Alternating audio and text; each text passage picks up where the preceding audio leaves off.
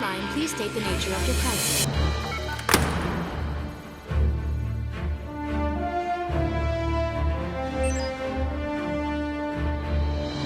Alright, listen, voice actors are some of the most talented people in the world, I swear.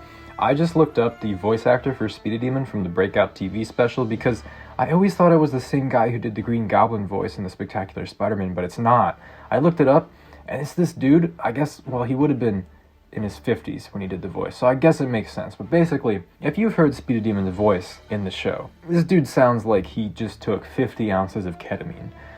To find out that some 64-year-old voice actor who's done a lot of other great work voiced this character, he would have been in his 50s, I suppose, when this came out. Still, like, to be, I'm not saying that's super old or anything, but to be of that age and have that vocal ability is kind of ridiculous. Anyway, this week we're taking a look at Speeda.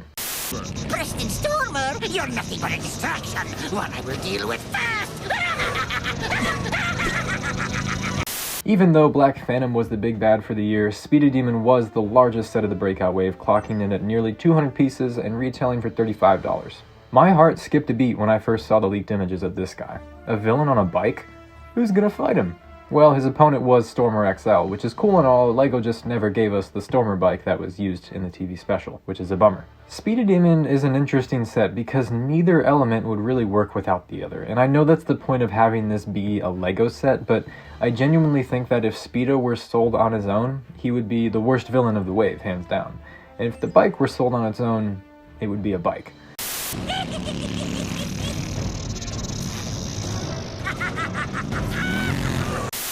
What I'm trying to say is, if you're interested in taking Speeda off his bike, you're left with a pretty poorly designed figure, who's obviously just meant to be on his bike all the time in order to look good. And the bike is pretty bare without him, but as a kid, yeah, this whole thing in general was really cool. Also, the color choice here is perfect.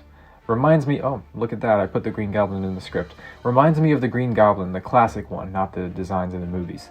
The green and purple is such a psychotic color scheme that perfectly represents Speeda. The gold is also appropriately used for every piece of the set that's pointy and nothing more. It's also a neat choice that Speeda has 2 extra arms to take out his enemies to his sides. Both the bike and the figure have standard points of articulation. Oh, and I guess it's kind of cool to point out that there's some Glatorian armor in purple featured on this set. I don't think that was a thing before. I feel like if you're a kid, you're getting a super cool set with a decent amount of playability, but if you're in it for just the parts, I'm not sure this set is really for you unless you're really in the market for Technic-Lift arms. Speeda is featured in a lot of Hero Factory material, but his face-off with Stormer XL is in the Breakout TV special. Go check it out.